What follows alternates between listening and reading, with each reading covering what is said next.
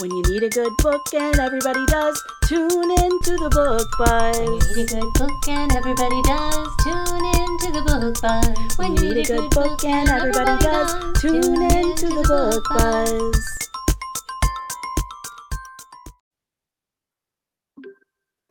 What's up, Book Buzz viewing audience?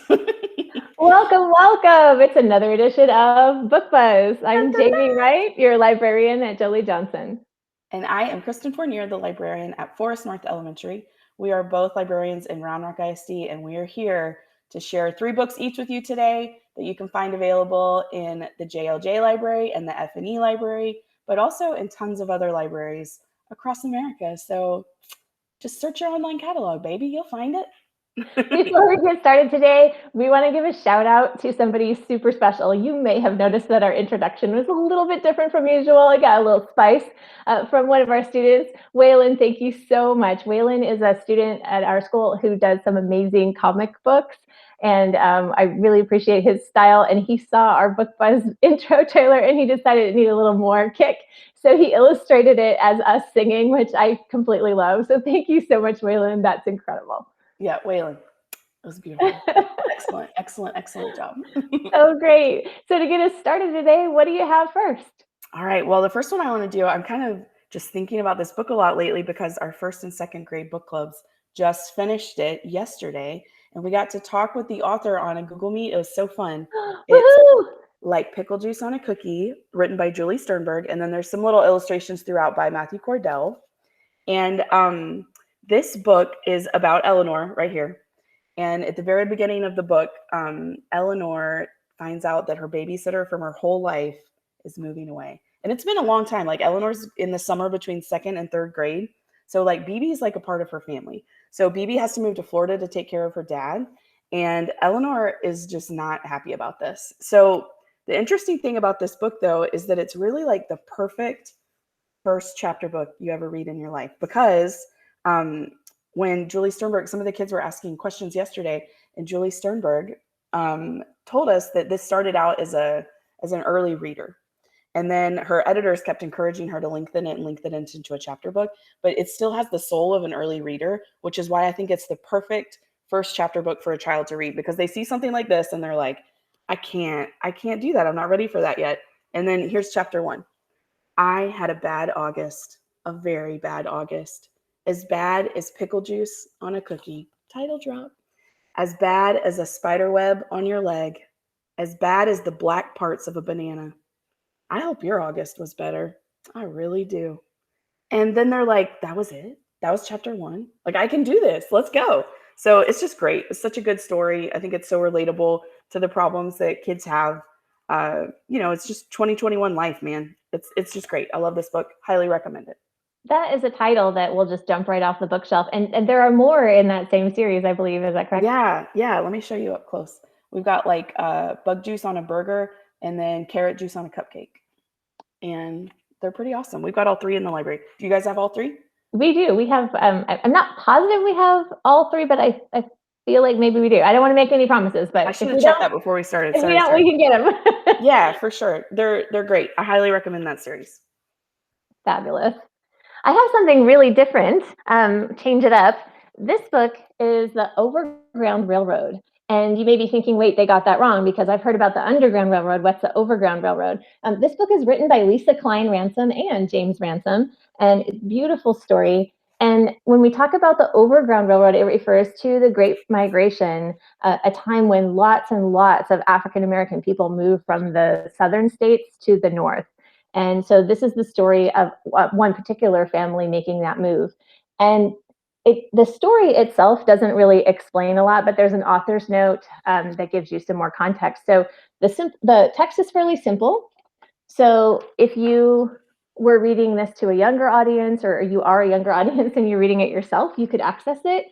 But I feel like for teachers and families, your older students could read and enjoy the story, and then you could explore the history of it more. So when you think about, if you were a sharecropper, you were working for somebody else for a piece of land, and basically the system was designed so that you theoretically could have that land and own it yourself, but really it was very unlikely that that would happen for you, because the person would say, oh, well, you have to use these tools and you have to pay me for the use of the tools, and you have to pay me for this or that. And basically you were living and working in debt and you could never get ahead. So in the story, this family is leaving so they could have a better life. And there's this really great page here that says, I watch the tracks in front of me, behind me, just as far as the eye can see. Mama and Daddy say jobs, education, freedom are waiting in New York for us. And like the boy in the book, we all running from and running to at the same time. So she has a book about a boy traveling in the Underground Railroad, and she's making that comparison. So it's lovely, and you can see the text is spaced out like a free verse poem in its way. Beautiful writing. We love Lisa Klein Ransom a lot. So this is a lovely book, and I'm so happy we have it in our library. It's beautiful. Same. Yeah, what a great opportunity. It's such a renaissance period, I think, for getting a lot of stories about American history that haven't been coming out before. So it's an exciting time to be reading children's literature. So I'm glad that we're getting to experience that with our students. All right, y'all, I got another one. It's a funny one. We, in the past week at Forest North, had our annual Comic-Con, as I say it quickly. And we celebrate by reading comic books during our library lessons. So all week, I would show like a big stack. And I don't care if it was kindergarten or fourth grade, everything in between. They all voted to read Narwhal, Unicorn of the Sea. We love Narwhal. It's so good. It's also another series. This is book 1 again. There's 5 in the series. We have all 5 at Forest North. I would bet money that y'all are in the same situation over at Jolie Johnson, because it's just so great. Kids love it. And Ben Clanton actually got to come visit Round Rock ISD a few years ago, and I feel like we were all so charmed by him, and he was just such an engaging, fun presenter, and the kids still remember that. But it's cool that even our younger students that weren't there then, it doesn't even matter to them. They're just like, I love it. They're so great. So it also has the unique concept in it that it's kind of like an early reader graphic novel. So the panels, it is super easy to see what to read next, where to go. It's a great like first graphic novel, and it's just hilarious. It's so funny. It kind of reminds me of like Elephant and Piggy, where it can be so funny with so few words. And the humor is just like, you crack up whether you're 100 years old or 4 years old, you know? So I just really like that. So we've got Narwhal, who is ever cheerful, and Jelly, his new friend, who's, let's be real, a little grumpy, but hilarious. So good. And so it kind of just, the different books go through their friendship and the things they do in their underworld life. Underwater life, underworld. In their underwater life. Such a cute series, and I know lots of older readers like to check it out, and lots of younger readers like to check it out. You're right; it's good for everybody. Yeah, it's fun to read with someone else too, since there's like 2 main characters. It's just a really great conversation to have out loud too. Love that series. And Comic-Con, what a fun thing! I bet the students just love it. Yeah, we have a good time. We partnered with Titan Moon Comics in Cedar Park this year, and we've been working with them for a long time. And they're so kind. They gave us a whole set of Dogman and some really cool Marvel posters to give out. So we got to do like giveaways on the announcements. During the giveaways, I was wearing my Batgirl glasses. Of course you were. Of course, they're my daughters. She let me borrow them for the week. But it was so fun. We had a blast. So thanks to Titan Moon for sponsoring us. Fantastic. That is really, really, really cool. Speaking of cool, I have the cool list. Yeah. I have A Voice Named Aretha. Love. Biography, and I mean, just powerful. So this was written by Catherine Russell Brown and illustrated by Laura Freeman. And this is, we have a lot of biographies. We have biographies about singers, but I'm really, really fond of the illustrations. And the story of her life is told. It talks about her personal life and growing up. And I really like the fact that, it wasn't like an instant success. I mean, she's such a legend, right? But it wasn't easy. Everybody's journey takes a lot of different paths. So I'm so glad that it can share that the book shares that with us, so we can see, we all kind of picture Aretha, I think, this way. Right, But like in her that part, glory. yeah, that part doesn't happen right away. So it also talks about her work in civil rights. It talks about her fame and recognition and her, of course, singing Yes. at the inauguration. So just just a beautiful book. Of course, you've got a great author's note and illustrator's note. We love some good quality back matter, a Yeah, we lovely, do. lovely biography. So I really hope that our students don't forget to check out that section because it's just full of really rich, wonderful stories.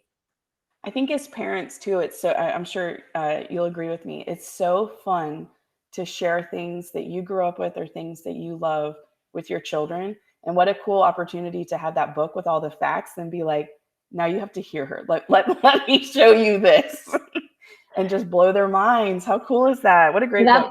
That part you can't experience on the page. That's one thing you just can't. You Just a gotta. cool connection though, because I mean, I would play the music, but I wouldn't know all of those facts offhand about her life and her, just the overarching contribution to our culture. Like it's just a really cool pairing. That's a great experience waiting to happen. Great choice. All right, well, I got another one for us too. My third one for today is called Shaking Things Up. Oh, that was a segue. I missed it. I should have been like, and now to shake things up, here's It's shaking okay. things up. We'll just pretend like that happened. Okay, perfect. So this is a kind of like a mini biography of 14 young women within one book. And they're written all by Susan Hood, but each story is illustrated by a different illustrator. And these are like some heavy hitting illustrators. They're all female, which I think is cool since it's a book about ladies. It's illustrated by ladies, but I'm talking like Sophie Blackall, Oge Mora, Melissa Sweet, and Lei Wen Pham. Like some the most famous illustrators in children's lit today. So her publishing company did a really good job booking illustrators for this book. So it's just different short, quick biographies, and they go in chronological order. And I love that they put the timeline up front to kind of show you that you're going through time as you go through the book. This first one right off the bat, though, starts so strong. It's about a lady named Molly Williams, and she was a servant in New York City around the year 1800 for a volunteer firefighter in New York City. And they had a flu outbreak. They were going through a blizzard. And then out of nowhere, a mass fire breaks out. So all the firemen are sick, home with the flu. And so she's a cook for this guy who is a firefighter. And she's like, I know what to do. Like, let's go. So she ends up back then they didn't have running water as much. So she's having to haul the water around. They didn't have a car. I mean, firefighting was very different back in the year 1800. So they were so impressed with everything she did that they made her volunteer number 11 in their crew. And she was actually the only woman firefighter in New York between then and for almost 200 years later until 1982. Isn't that unreal? The other thing about this book that I love is that they do like rhyming couplets in some of them or different forms of poetry, but it doesn't force it. I get so frustrated sometimes when books are like talking about other things and they try to force rhymes. And because of that, it takes the vocabulary up that's way too high just to force the rhyme to make it work. This doesn't do that. It's got rhyming couplets, but the rhymes are easy. And it only has a few new vocabulary words per page. So you would have to stop and explain a couple, but it's kind of good where it doesn't, you know how sometimes they're just too much and you have to keep stopping and explaining what words mean. Here's Ruby Bridges. We've got Mae Jemison, and we've got Maya Lin. If you haven't read about Maya Lin before too, I think it's just such an incredible story. They had an architecture contest where people could submit their designs for a Vietnam War memorial. And the judges, I think this is brilliant. They did this. They decided to do it blindly. So when they looked at all the submissions, they were just judging the projects. They didn't know who did it. And then out of all of them, they picked her. And then they find out that it was a very young, she was only 21 at the time, Asian American woman. And a lot of people had problems with that because she's a girl, she's a kid. How is she an expert? And also, she is Asian. And this is a memorial talking about men that we've lost in a war against an Asian country. So some people had issue with that. So she actually, how insulting, she had to go testify in front of Congress about why her design was a good vision and why she was like the right person to win the contest. So luckily she did. If you've ever gone to go see it in Washington, D.C. It's an incredible memorial, and just all the more better to know the story behind it. So just lots of like good learning, good nonfiction, quick. You could just do one a night for bedtime. Great book. That's shaking things up. I mean, each page could be an entire week's worth of discussion. How powerful. Oh, love. Good biography research. It is. And it's cool that you could like build on it too. Like, okay, well, remember when we found out that that this woman had to fight against this? It's the same thing with this woman, or just the different things they experienced and kind of threading it through American history is pretty cool. And great choice for, all the time, but also Women's History Month. I forgot to say that part. You're right. That was one of the reasons that I picked it. Yes. Happy Women's History Month, Mrs. White. Yes, absolutely. And same to you. All right. I'm taking things in a completely different direction because y'all, I feel a little mixed about sharing this book. This is called Forgive Me, I Meant to Do It by Gail Carson Levine. I really am a fan of this author. If you haven't read Ella Enchanted, and the movie does not count, it is not the same at all. The book is just a brilliant gift. So yes, okay, same author. So this is written, it's called a book of false apology poems. So if you've ever read that poem by William Carlos Williams that says, this is just to say, I have eaten the plums that were in the icebox and you were probably saving them for breakfast. I'm so sorry, but they tasted really delicious and I couldn't resist, basically. So all of the poems in this book are false apologies, just like that. Like, oh, I did something terrible, but sorry, not sorry, kind of. I was just thinking that's totally the way we do it now. Sorry, not sorry.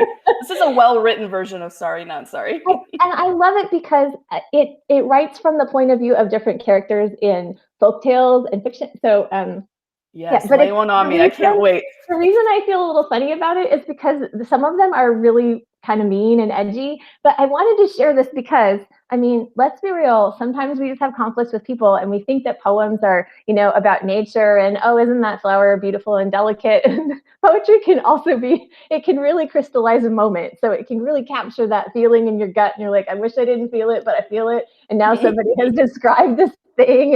And so this one is not quite as edgy. This one is from the point of view of the cow in Jack and the Beanstalk here. It says, this is just to say, I have chewed through the tall beanstalk, which you recently stepped off way up there. Forgive me. I think I'm worth more than 5 magic beans.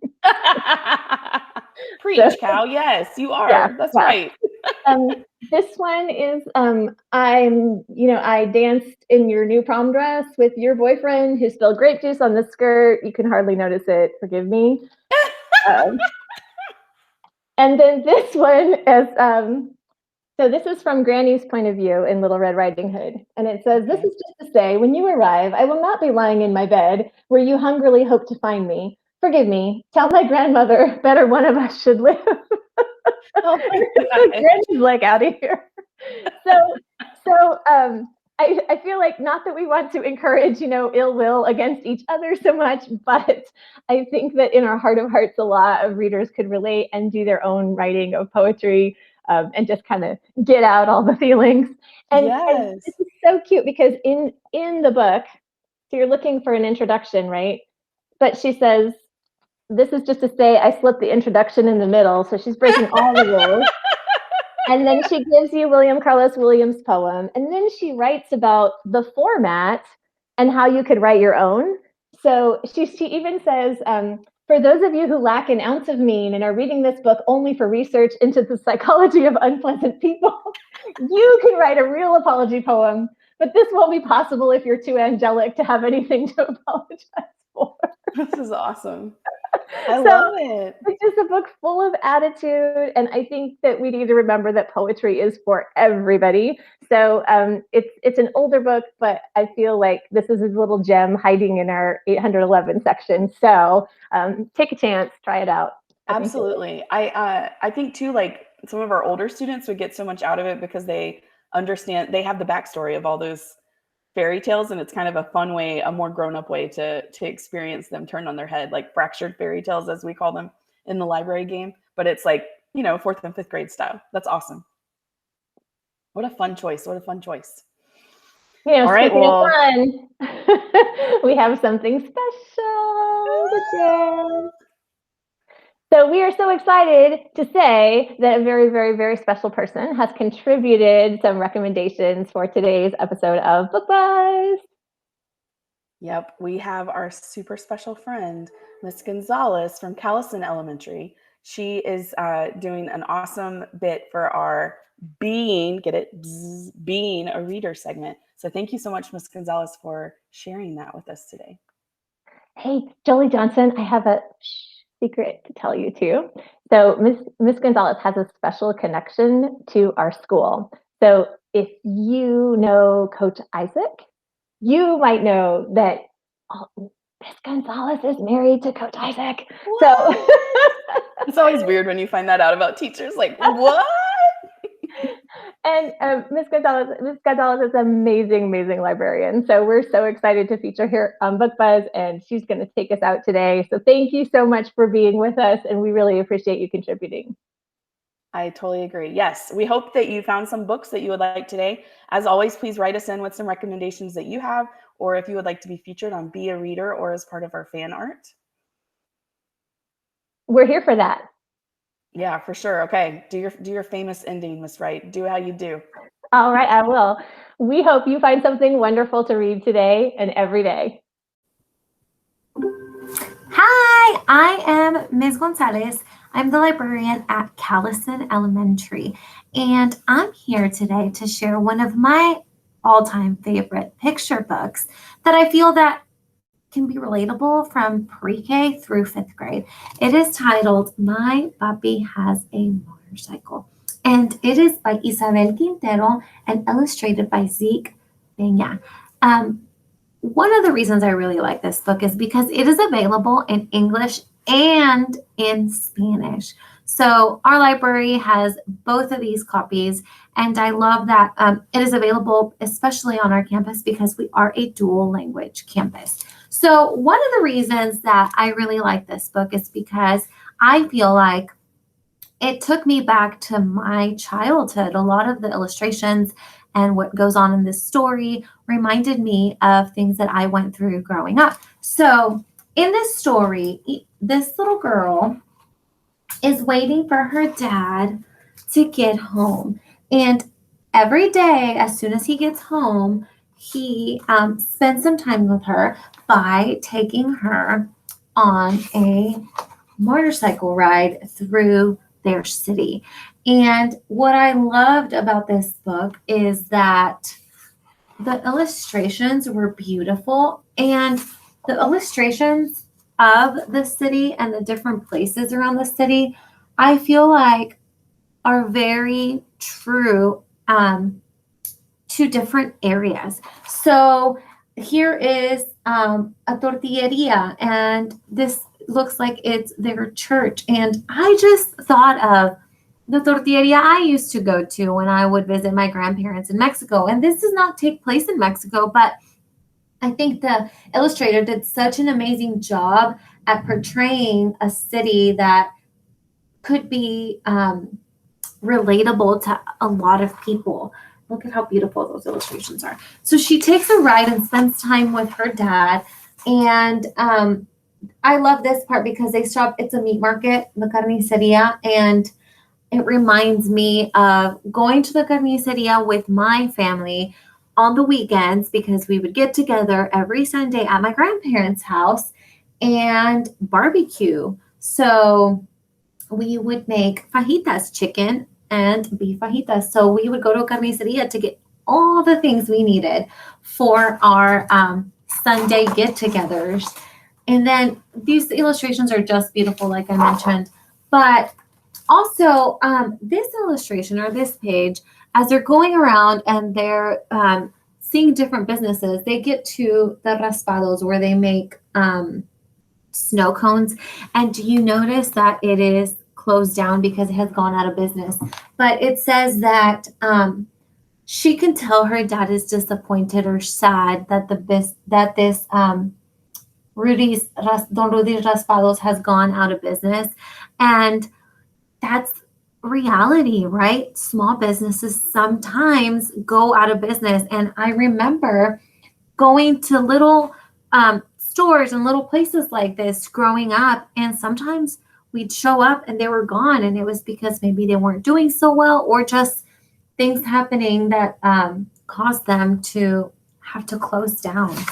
So that made me think of some of my favorite little places I used to go to growing up with my cousins. And then here she drives by her grandparents, her abuelita and abuelito's houses, and they're like, "Mija, adios, mi reina." And that definitely reminds me of my grandparents. My grandparents actually growing up had trees like this in the back, but it wasn't lemon trees. They had orange trees, and we'd run around and play tag when we were little. And I also love this because mija is definitely something that my grandparents used to always say, "Mija, mijita," my little one, kind of like that.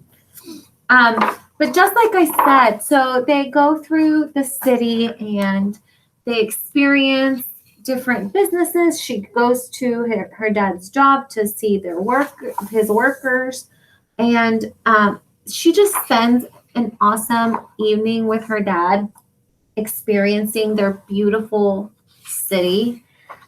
And I just loved it because it was such a heartwarming moment that she got to spend with her dad, especially because he worked so hard. And so he came home and gave her some time to spend with him. And I love this page because we used to always run around waiting for the paletero. He sells raspas, which are snow cones, but paleteros are like popsicles. And we grew up waiting for them to come around so that we could go buy popsicles from them. So I really feel like I could relate to this page.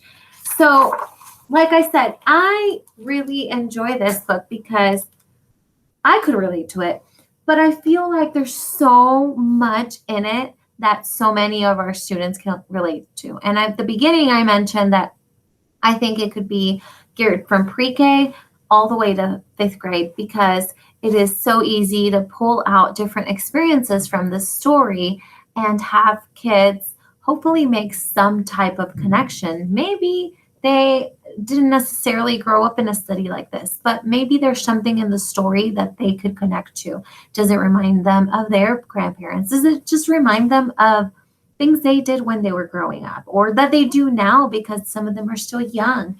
So My Papi Has a Motorcycle is definitely a great read. If you have not read this yet, I really do recommend it. Thank you guys so much for having me. When you need a good book and everybody does, tune in to the Book Buzz. When you need a good book and everybody does, tune in to the Book Buzz. When you need a good book and everybody does, tune in to the Book Buzz.